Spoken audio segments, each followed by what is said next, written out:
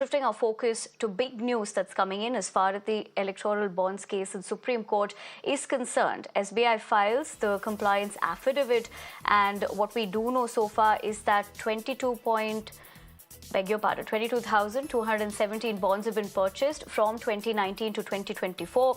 SBI says 22,030 bonds redeemed in the same period. Also important to note here that uncashed bonds transferred to Prime Minister Relief Fund. So that's the significant input that we are picking up as far as this is concerned. Now, what we do also know that what is important to note here in the affidavit is that the amount of the electoral bonds which were not encashed by the political party within the validity period of 15 days during this period have been transferred to Prime Minister's National Relief Fund is what we're learning so far. But let's also tell you that the SBI states that the information was made available to the ECI in digital form, that is, whereas a total number of 22,217 bonds were purchased during the period between 1st of April 2019 and 15th of February 2024.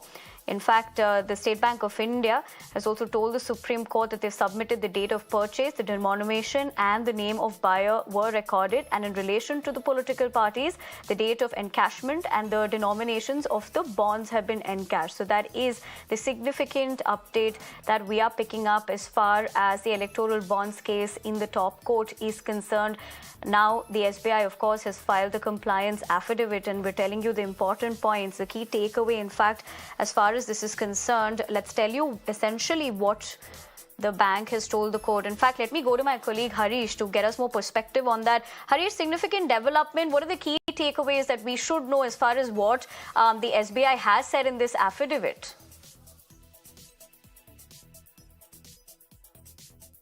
Yes, in fact, after the Supreme Court ultimatum, we know that yesterday the State Bank of India had furnished all the entire data related to the electoral bonds purchased so far, the denomination of the purchases and the beneficiary political parties. All these have been given to the Election Commission of India. This affidavit has been filed by the SBI CMD Dinesh Khara. This affidavit, in fact, says that a total number of 22,217 bonds were purchased during the period between 1/4/2019 and 15/2/2024.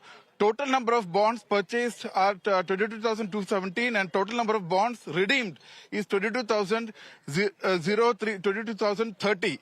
And what is an interesting point is that the affidavit also says that the amount of the electoral bonds which were not encashed by the political party within the validity period of 15 days during this period have been transferred to Prime Minister's National Relief Fund as per the Gazette notification number 20 dated 2/1/2018.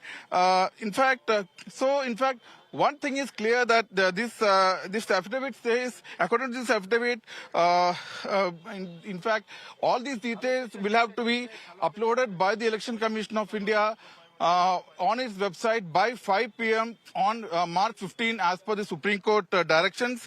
So one thing is almost clear that this will have purchase date of electoral bonds, purchases name, amount of bond, details of EB contributions received by each party, and how much each party received is in fact already in public domain. And what we'll know is full list of those who purchased electoral bonds, date of purchase and amount, details of list Harish, of I have recipients. to interject you there, but for the moment, thank you very much for joining us on the broadcast and helping us better understand the key takeaways of this. We'll keep coming back to you.